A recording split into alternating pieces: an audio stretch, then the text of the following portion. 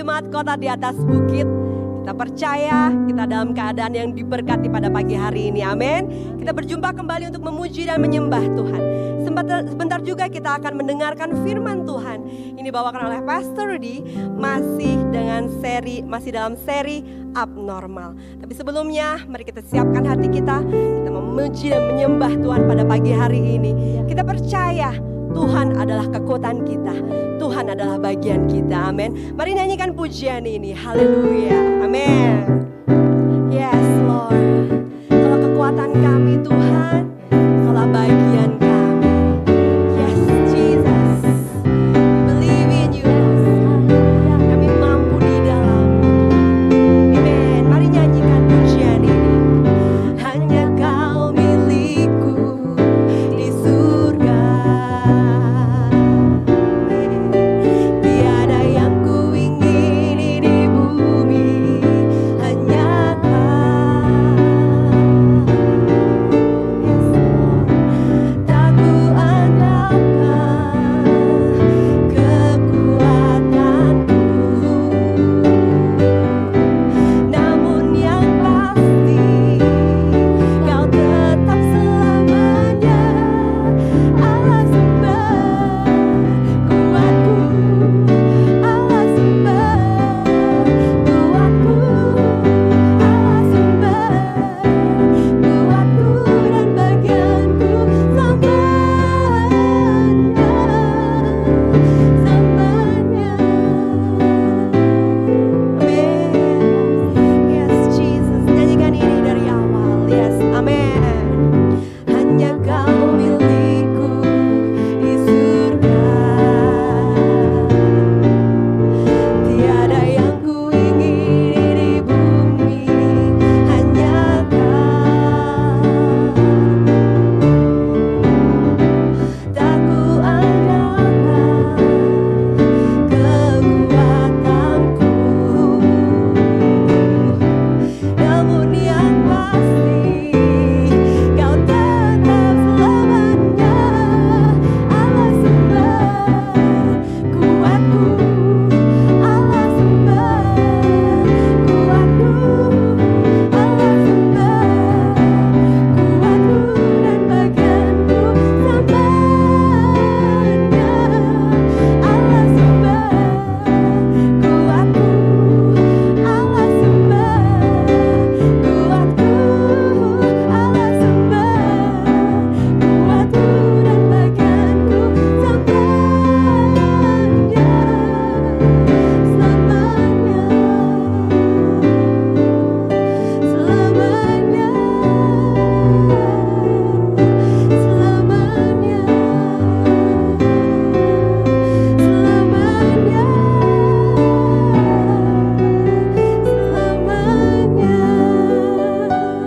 Amen. Tuhan adalah kekuatan kita. Amin. Dia adalah gunung batu keselamatan kita. Amin. Yes, mari naikkan pujian ini. Yes. Lord, we come to you, Jesus. Haleluya. Amin. Tuhanlah kekuatan dan masmuku. Dia gunung batu dan keselamatanku.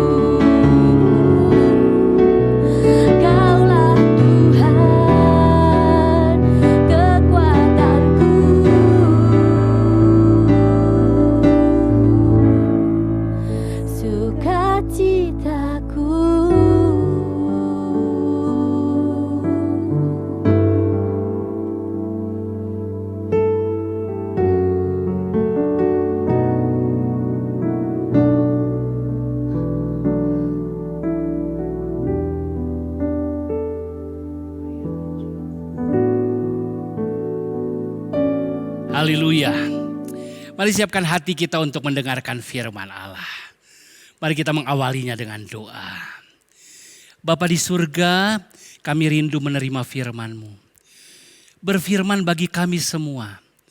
Singkapkan firman-Mu untuk kami mengerti dan kami boleh hidup sesuai dengan firman-Mu. Pengurapan bagi hamba-Mu, pengurapan bagi kami yang rindu akan firman-Mu. Di dalam nama Tuhan Yesus kami berdoa. Haleluya. Amin. Haleluya. Kita sekarang ada dalam seri abnormal. Di atas normal. Apa yang saya maksudkan dengan abnormal? Kita manusia lahiria. Ketika kita dipenuhi oleh Roh Allah. Kita lahir baru, kita menjadi Kristen. Kita hidup supranatural. Kita hidup di atas normal, saudara. Jadi judul lengkapnya adalah Abnormal with the Holy Spirit. Ya, kita sudah bicara minggu yang lalu tentang kuasa kasih. Kita penuh dengan kasih dalam hidup kita. Kita mengasihi Allah karena telah dikasih oleh Allah. Kita mengasihi sesama. Bahkan kita melakukan perintah terutama, saling mengasihi. Hari ini saya mau kita masuk lebih jauh tentang abnormal. Saya akan membaca sebuah ayat, beberapa ayat di dalam 2 Korintus pasal 4 ayat 16 sampai 18. Sebab itu kami tidak tawar hati. Tetapi meskipun manusia lahiria kami semakin merosot, namun manusia batinia kami dibaharui dari sehari ke sehari. Sebab penderitaan ringan yang sekarang ini mengerjakan bagi kami kemuliaan kekal yang melebihi segala-galanya. Jauh lebih besar daripada penderitaan kami. Sebab kami tidak memperhatikan yang kelihatan, yang tak kelihatan. Sebab kami tidak memperhatikan yang kelihatan, melainkan yang tak kelihatan. Karena yang kelihatan adalah sementara, sedangkan yang tak kelihatan adalah kekal. Kenapa kita perlu masuk ke zona atau wilayah abnormal? Kenapa? Karena di sini bicara jangan sampai kita tawar hati. Karena secara lahiria, manusia lahiria kita merosot. Kita menjadi tidak populer bagi dunia ini. Kita menjadi aneh bahkan banyak orang yang tidak mengerti. Kenapa? Karena mereka tidak tahu kita sedang menghidupi manusia batinia kita yang terus dibaharui. Kita akan mengalami penderitaan di dunia ini. Karena dunia tidak bersepakat dengan kita, dunia tidak kenal kita. Bahkan dunia akan sengaja menganiaya kita. Tapi saudara, kita bisa kuat menghadapi penderitaan itu. Kenapa? Karena ada kemuliaan kekal yang melebihi segala-galanya. Kenapa kita harus abnormal, saudara? Karena kita sedang menghidupi yang gak kelihatan oleh mata. Tapi kita bisa melihatnya dengan mata rohani. Itu sebabnya judulnya adalah abnormal. Yaitu ketika kita mengerti tentang kemuliaan kekal.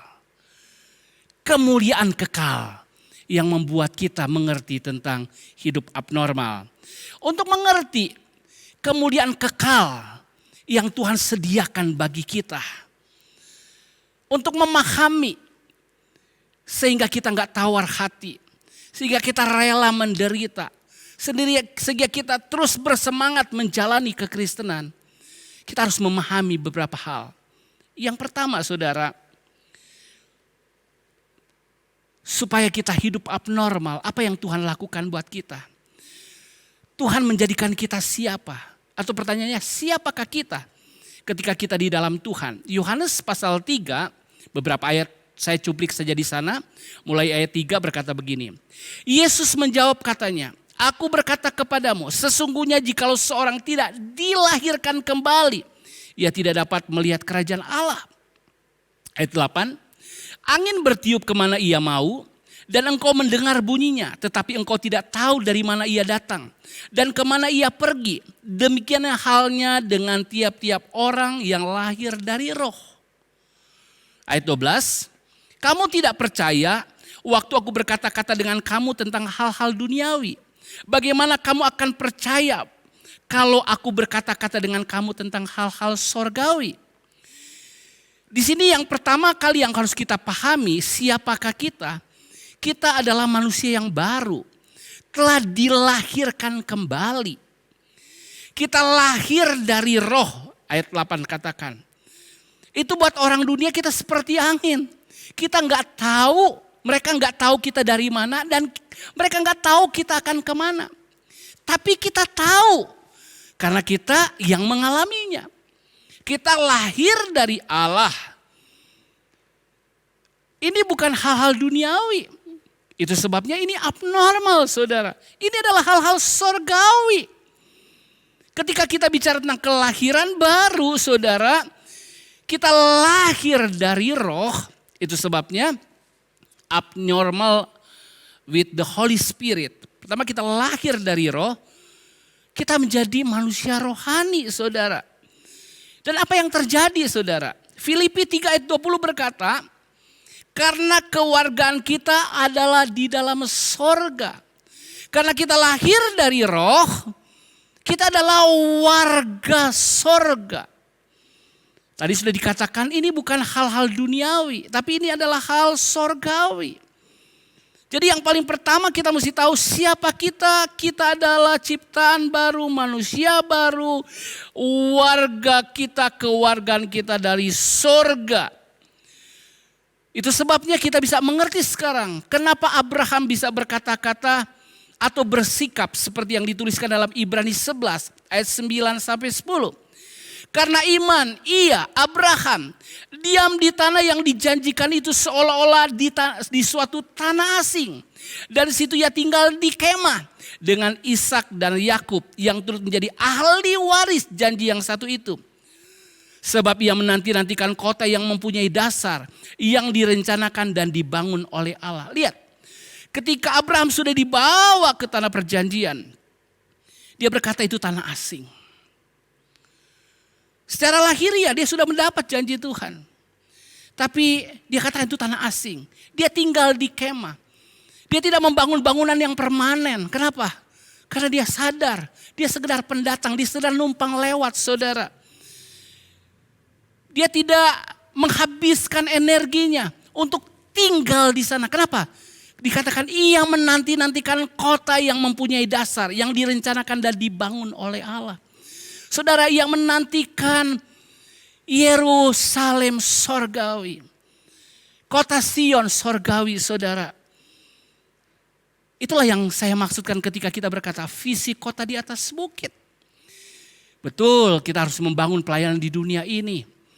Tapi tujuannya adalah kota di atas bukit yang dibangun oleh Allah sendiri. Jadi saudara, yang pertama yang kita mesti pahami, kalau kita mau hidup abnormal, ada dalam kemuliaan kekal Allah. Yang harus kita sadari pertama adalah kita adalah pengembara. Di dunia ini kita adalah seorang musafir. Musafir yang sedang menuju ke Yerusalem baru, sorgawi. Kita sedang menuju ke kediaman Allah, saudara. Tujuan kita di sana karena kewargaan kita bukan di sini. Kalau saudara tidak memaknai hidup baru saudara sebagai pengembara, sebagai musafir, saudara akan terikat dengan dunia ini. Saudara akan sibuk dengan hal-hal yang lahiriah. Saudara akan lupa identitas saudara. Nah, karena tujuan kita adalah Yerusalem sorgawi. Itu tujuan yang kita harapkan. Sebetulnya untuk menjadi orang yang abnormal dari Roh Kudus, apa yang harus kita kerjakan atau apa pekerjaan kita? Tadi siapa kita sekarang? Pekerjaan kita. Saya percaya pekerjaan ini yang Tuhan kehendaki. Yohanes 4 ayat 22 sampai 24 berkata begini. Kamu menyembah apa yang tidak kamu kenal. Kami menyembah apa yang kami kenal. Sebab keselamatan datang dari bangsa Yahudi. Tetapi saatnya akan datang dan sudah tiba sekarang. Bahwa penyembah-penyembah benar akan menyembah Bapa dalam roh dan kebenaran. Sebab Bapa menghendaki penyembah-penyembah demikian. Allah itu roh dan barang siapa menyembah dia harus menyembahnya dalam roh dan kebenaran. Saudara, ketika kita tahu kita pengembara, kita musafir, tujuan kita Yerusalem baru sorgawi, yaitu kediaman Allah sendiri. Dan ngomong-ngomong ketika kita dilahirkan baru, kita menjadi anak-anak Allah. Dan Allah menjadi Bapa kita. Itu sebabnya ketika Yesus bercakap dengan wanita Samaria ini, orang Samaria menyembah apa yang tidak mereka kenal. Tapi kita menyembah apa yang kita kenal. Bukan hanya kita kenal, tapi dia adalah Bapa kita. Tuhan mau kita melakukan pekerjaan adalah penyembahan. Pekerjaan kita tidak lain adalah penyembahan, saudara. Kenapa? Karena ketika kita menyembah Bapa, kita sedang membangun keintiman antara Bapa dan anaknya. Tidak ada yang lebih baik daripada keintiman antara Bapa dan anak. Oh, sungguh luar biasa, saudara. Itu sebabnya kita harus menyembah dia di dalam roh dan kebenaran, saudara. Jadi inti kekristenan, pekerjaan Kristen adalah hubungan. Terus membangun hubungan dengan Tuhan dalam keintiman. Dan apa hasil dari hubungan ini, saudara? Coba lihat dulu 2 Korintus 3 ayat 17 sampai 18. Tetapi apabila hati seorang berbalik kepada Tuhan, maka selubung itu diambil daripadanya. Ada selubung buat orang-orang untuk mengenal Tuhan. Tapi ketika orang berbalik kepada Tuhan, artinya dia diselamatkan, dia dilahirkan baru. Ayat 17 berkata, sebab Tuhan adalah roh, dan di mana ada roh Allah di situ ada kemerdekaan. Ayat 18, dan kita semua mencerminkan kemuliaan Tuhan dengan muka yang tidak berselubung. Dan karena kemuliaan itu datangnya dari Tuhan yang adalah roh, maka kita diubah menjadi serupa dengan gambarnya dalam kemuliaan yang semakin besar. Lihat, saudara, ketika kita menyembah Tuhan, menyembah Bapa, kita membangun hubungan yang intim. Jadi intinya adalah hubungan. Kekristenan adalah bicara tentang hubungan.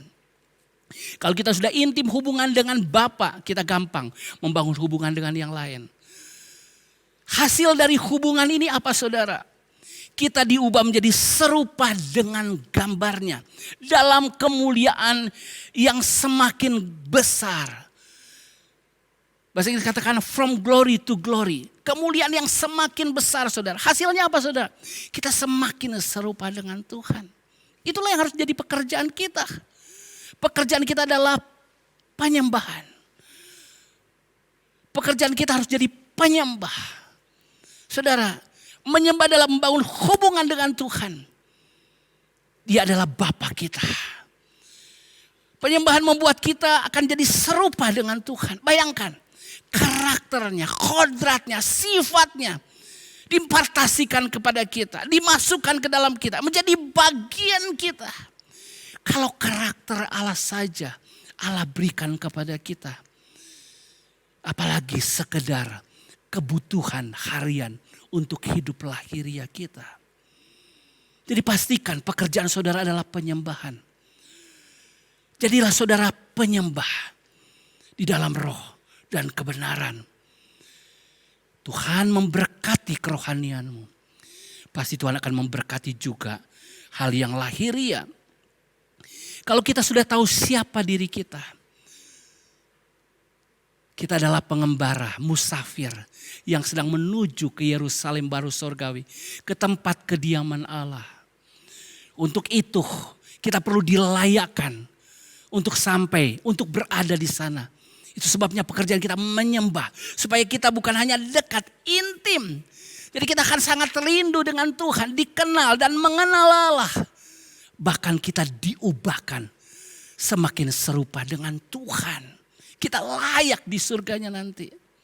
Tapi ketika kita masih ada di dunia ini sebagai pengembara. Tuhan gak mau kita hanya hidup untuk diri kita sendiri. Tuhan memberi kepada kita sebuah pelayanan, saudara. Dan apa pelayanan yang Tuhan berikan kepada kita? 2 Korintus pasal 3 ayat 6 dan 8 berkata begini. Ialah membuat kami juga sanggup menjadi pelayan-pelayan dari suatu perjanjian baru. Yang tidak terdiri dari hukum yang tertulis tetapi dari roh. Sebab hukum yang tertulis mematikan tetapi roh menghidupkan. Betapa lebih besarnya lagi kemuliaan yang menyertai pelayanan roh. Nah, saudara, tadi kita sudah tahu kita lahir dari roh. Itu yang membuat kita jadi pengembara atau musafir di dunia ini karena warga kita di surga. Yang kedua, kenapa pekerjaan kita adalah penyembahan. Supaya kita intim, dikenal dan mengenal Allah. Bahkan bukan hanya dikenal dan mengenal. Kita disamakan, diserupakan dalam kemuliaan Allah. Tapi Tuhan gak mau. Itu hanya bagi kita.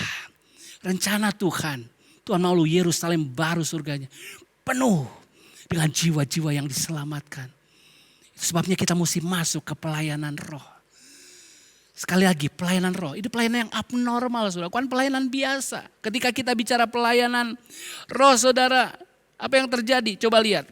2 Korintus 4 ayat 1. Ketika kita melayani. Apa yang Paulus teladankan kepada kita?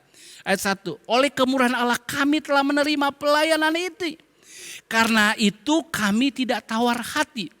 Melayani tapi kok ada unsur tidak tawar hati. Berarti mungkin saja kita tawar hati. Kenapa? Ayat 7, tetapi harta ini kami punya dalam bejana tanah liat. Ternyata kita punya harta dalam bejana tanah liat. Itu hal yang rohani. Supaya nyata bahwa kekuatan yang melimpah-limpah itu berasal dari Allah. Bukan dari diri kami. Tapi ketika kita melayani saudara ternyata kita jangan sampai tawar hati. Kita perlu kekuatan dari Allah. Kenapa? Ketika kita bicara pelayanan roh. Ketika kita pelayanan yang sejati saudara. Apa yang dilakukan oleh Paulus. Ketika dia melayani Tuhan. Dia mengalami ini saudara. 2 Korintus 4 dan seterusnya ayat 8 dan seterusnya berkata begini. Dalam segala hal kami ditindas. Melayani kok ditindas. Namun tidak terjepit. Kami habis akal namun tidak putus asa. Ada waktu melayani rasanya kehabisan akal. Ayat 9, kami dianiaya namun tidak ditinggalkan sendirian. Dia mengalami penganiayaan. Kami dihempaskan namun tidak binasa. Dia dihempaskan saudara. Ayat 10, bahkan lebih dalam lagi. Kami senantiasa membawa kematian Yesus di dalam tubuh kami. Supaya kehidupan Yesus juga menjadi nyata di dalam tubuh kami. Lihat saudara. Ketika Paulus melayani. Dia melayani. Bukan dengan cara normal lahiriah. Tapi dia melayani abnormal saudara. Dia punya harta rohani. Dia perlu kekuatan ilahi. Kenapa? Karena yang dialami seperti ini. Saudara hanya akan rela ditindas. Kehabisan akal. Artinya kepepet. Dianiaya. Dihempaskan. Hidup dalam seolah-olah membawa kematian Yesus dalam tubuh kita. Artinya pelayanan kita. Karena kita tahu ini bukan pelayanan bisa, pelayanan roh. Pelayanan kita harus adalah pelayanan yang penuh pengorbanan saudara. Pelayanan yang abnormal adalah, yang di atas adalah pelayanan yang disertai, mensyaratkan pengorbanan. Saudaraku, saya mau ingatkan lagi. Supaya kita gak tawar hati. Kita perlu melayani dari roh, pelayanan roh. Karena mungkin saja kita bisa tawar hati saudara. Kenapa?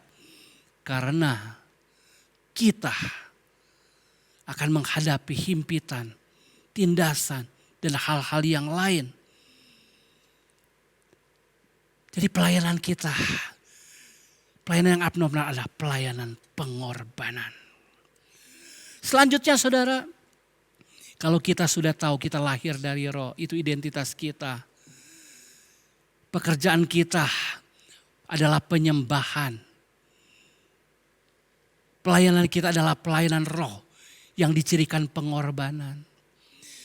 Namun seringkali kita juga harus lihat kehidupan kita secara pribadi, keluarga kita. Sekali lagi, penghidupan kita harus abnormal saudara. Apa yang saya sebutkan dengan penghidupan yang abnormal? 2 Timotius 1 ayat 7. Sebab Allah memberikan kepada kita bukan roh ketakutan. Ketika kita dipenuhi oleh roh Allah, itu bukan roh ketakutan. Kita dijauhkan dari ketakutan. Gak ada yang kita perlu takuti. Kenapa? Karena di sini dikatakan Allah memberikan kepada kita bukan roh ketakutan, melainkan roh yang membangkitkan kekuatan. Ada power di sana. Ada kuasa di sana. Kalau roh Allah menyertai kita, kita akan menghadapi segala sesuatu dengan kuasa Tuhan. Kemudian ada kasih. Saya akan membahas kasih lagi. Karena minggu yang lalu kita sudah bicara tentang the power of love. Tapi yang saya mau bicara yang ketiga, ketertiban. Bahasa Inggris katakan sound mind. Tertib dalam berpikiran. Pikiran kita terjaga. Ada ketopong yang menjaga pikiran kita. Kenapa? Karena mungkin saja kita tawar hati. Ketika kita berkorban, kita akan merasa terkuras. Ketika kita bekerja, mungkin kita akan merasa lelah. Tapi ketika kita ada roh Allah, kita akan dijaga pikiran kita. Itu sebabnya Roma 8 ayat 5 berkata begini. Sebab mereka yang hidup menurut daging memikirkan hal-hal yang dari daging. Mereka yang hidup menurut roh memikirkan hal-hal yang dari roh. Kehidupan kita tidak terlepas dari pikiran kita. Apa yang terjadi dalam hidup kita sangat tidak terlepas dari pikiran kita. Dan pikiran orang yang hidup oleh roh memikirkan hal-hal yang dari roh.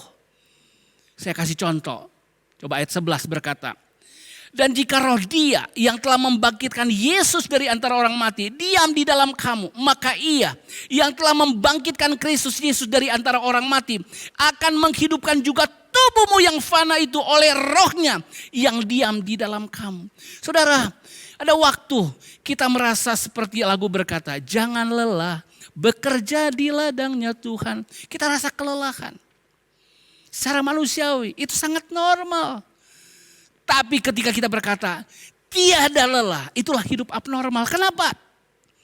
Karena kita tahu roh yang membangkitkan Yesus dari antara orang mati ada di dalam kita. Biar roh itu juga membangkitkan tubuh kita yang fana ini. Ada waktu kita kelelahan, kecapean, tidak berdaya. Tapi mari, imani lagi. Saya harus hidup abnormal. Saya mengatasi kelemahan tubuh ini. Melalui apa? Memikirkan hal-hal yang dari roh. Dan mengizinkan roh itu bekerja sedemikian rupa. Sehingga membangkitkan tubuh kita yang fana, saudara. Jadi ketika kita hidup oleh roh. Apa yang terjadi, saudara? Kita akan terbang tinggi seperti Raja Wali. Mengatasi badai. Mengatasi segala persoalan. Kenapa? Karena kita hidup abnormal. Sekali lagi, saudara. Apa yang saya hidup dengan abnormal? Saya akan bacakan sekali lagi. 2 Korintus 4 ayat 16 sampai 18. Sebab itu kami tidak tawar hati. Tetapi meskipun manusia lahiriah kami semakin merosot. Namun manusia batiniah kami dibaharui dari sehari ke sehari. Ingat, siapa kita? Manusia rohani. Musafir yang sedang menuju ke Yerusalem baru, saudara. Dan kita terus dibaharui hari ke hari. Kita semakin memiliki kemuliaan ilahi, kemuliaan kekal yang dari Tuhan, saudara. Itu sebabnya kita gak tawar hati, saudara. Hari ini mungkin kita mengalami penderitaan. Kenapa? Karena ketika kita menyembah Tuhan, orang gak kenal Tuhan. Mereka gak kenal siapa yang kita sembah. Tapi ketika kita menyangkali diri kita dalam hidup dalam penyembahan untuk semakin intim dengan Tuhan, semakin intim dengan Bapa, ada banyak hal yang kita perlu tinggalkan supaya kita semakin memiliki kemuliaan Allah. Bahkan ketika kita melayani Tuhan, melayani dalam roh, ada dalam pelayanan roh yang saya katakan, yang Tuhan minta ketika kita melayani, bukan sekedar sukarela, lagi suka kita rela. Lagi ada waktu kita melakukan. Tapi pelayanan yang abnormal adalah pelayanan penuh pengorbanan. Kenapa kita rela berkorban? Ayat 17 berkata begini. Sebab penderitaan ringan yang sekarang mengerjakan bagi kami kemuliaan kekal yang melebihi segala-galanya. Jauh lebih besar daripada penderitaan kami. Penderitaan karena pengorbanan tidak sebanding dengan kemuliaan kekal. Dan ayat 18, sebab kami tidak memperhatikan yang kelihatan, melainkan yang tak kelihatan. Karena yang kelihatan adalah sementara, sedang yang tak kelihatan adalah kekal. Orang yang hidup abnormal, saudara, adalah orang yang hidup melihat yang tak kelihatan. Melihat kekekalan. Melihat hal yang rohani. Itulah yang saya katakan abnormal. Karena kita sedang masuk dalam kemuliaan yang kekal. Kemuliaan Allah sendiri. Yang gak bicara 1-2 waktu. 1-2 periode. 1-2 masa. Kekal, saudara. Dan itu yang Tuhan sediakan bagi kita. Di penghujung, maukah saudara sekarang sekali lagi hidup abnormal with the Holy Spirit? Tanyakan beberapa pertanyaan ini. Apakah ibadahku sekedar normal, standar manusia? Atau aku beribadah abnormal dalam standar roh? Berikut, apakah aku sadar aku lahir dari roh? Aku warga sorga, saudara.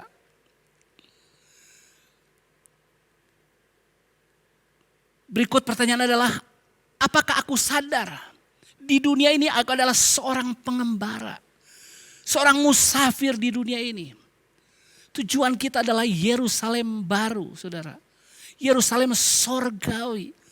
Hidup bersama Tuhan dalam kemuliaan Tuhan yang kekal selama-lamanya.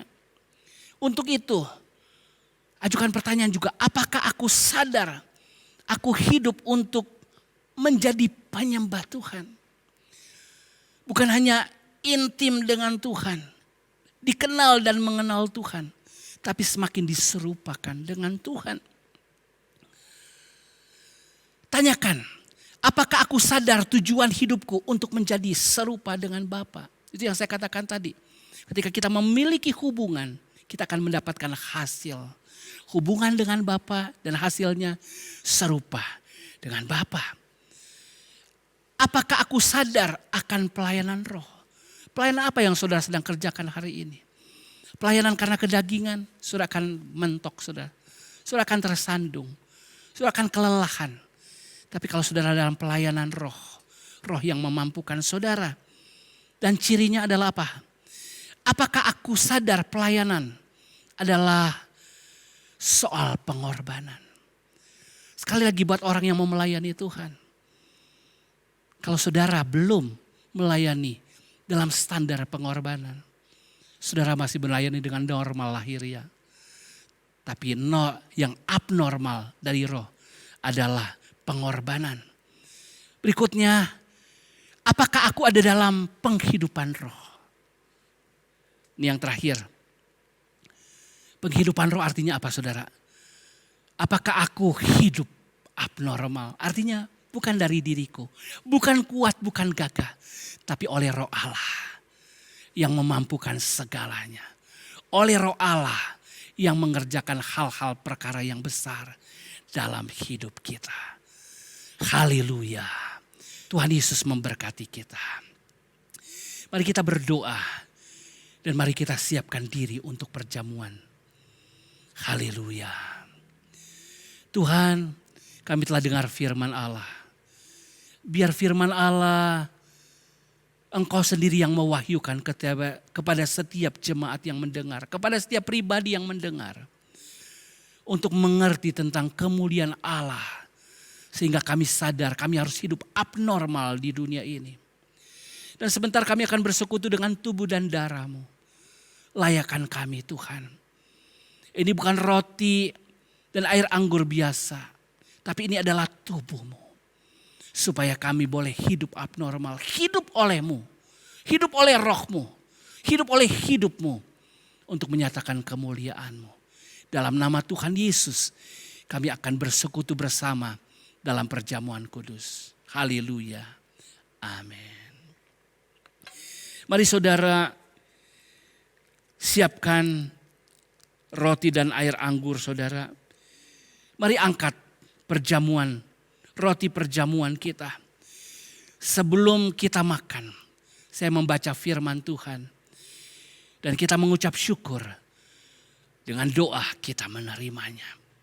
Haleluya. Sebab apa yang telah kuteruskan kepadamu, telah kuterima dari Tuhan. Yaitu bahwa Tuhan Yesus pada malam waktu ia diserahkan mengambil roti. Dan sesudah itu ia mengucap syukur atasnya. Ia memecah-mecahkannya dan berkata, inilah tubuhku yang diserahkan bagi kamu. Perbuatlah ini menjadi peringatan akan aku. Jemaat Tuhan, adakah saudara mengakui tubuh Tuhan? Diserahkan bagi kita, dipecah-pecahkan bagi kita. Mari kita makan dengan mengingat dan mengucap syukur kepadanya. Di dalam nama Tuhan Yesus Kristus.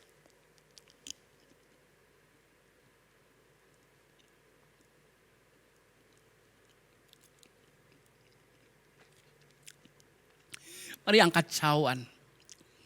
Kita juga akan bersekutu dengan darah Yesus. Sebelum minum, mari dengar pembacaan firman Tuhan. Demikian juga ia mengambil cawan sesudah makan. Lalu berkata, cawan ini adalah perjanjian baru yang dimeteraikan oleh darahku. Perbuatlah ini setiap kali kamu meminumnya menjadi peringatan akan aku. Sebab setiap kali kamu makan roti ini dan minum cawan ini, kamu memberitakan kematian Tuhan sampai ia datang. Saudara, percaya darah Yesus dicurahkan bagi engkau dan saya. Bagi keselamatan kita. Ia korbankan dirinya. Ia korbankan darahnya. Ia korbankan nyawanya. Untuk keselamatan engkau dan saya. Mari minum dengan mengucap syukur. Dalam nama Tuhan Yesus Kristus. Mari mengucap syukur kepada Tuhan. Terima kasih Tuhan. Kami tahu sekarang kami warga kerajaan sorga. Kami hanyalah musafir di dunia ini. Dan kami tahu semasa kami di dunia ini, kami mempersiapkan diri kami untuk ada di Yerusalem sorgawi. Bertemu bersama Engkau. Itu sebabnya biar kami hidup dalam penyembahan. Semakin intim dengan Engkau ya Bapa kami.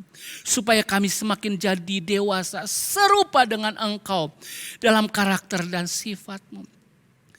Ketika kami masih di dunia ini, kami juga tahu kami perlu menjadi pelayan-pelayan-Mu Tuhan. Supaya kerajaan-Mu terbangun. Supaya lebih banyak orang diselamatkan. Dan kami hanya bisa lakukan ini ketika kami ada dalam pelayanan roh. Kami bukan sekadar memberi diri kami. Tapi kami belajar kepada Engkau. Engkau menyerahkan diri-Mu penuh pengorbanan. Supaya keselamatan kami nyata. Biar kami juga hidup dalam pengorbanan. Seperti Engkau Tuhan. Dan ketika kami masih hidup di dunia ini. Biar kami hidup dalam roh Tuhan. Memikirkan hal-hal yang rohani. Memikirkan apa yang Kau telah sediakan bagi kami. Dan kami tidak perlu takut hidup di dunia ini. Karena ada kuasa-Mu, ada kasih-Mu. Bahkan Engkau menjaga pikiran kami untuk terus benar. Sehingga kami boleh sampai kepada tujuan kami. Terima kasih untuk firman Allah. Terima kasih untuk perjamuan kudus. Untuk persekutuan dengan tubuh dan darah-Mu. Terima kasih Tuhan untuk keselamatan ini. Kami mengucap syukur kepada-Mu. Dan mari curahkanlah berkat-Mu Tuhan kepada kami semua. Jemaat Tuhan, tadakan kedua belah tangan-Mu. Dan sekarang terimalah berkat.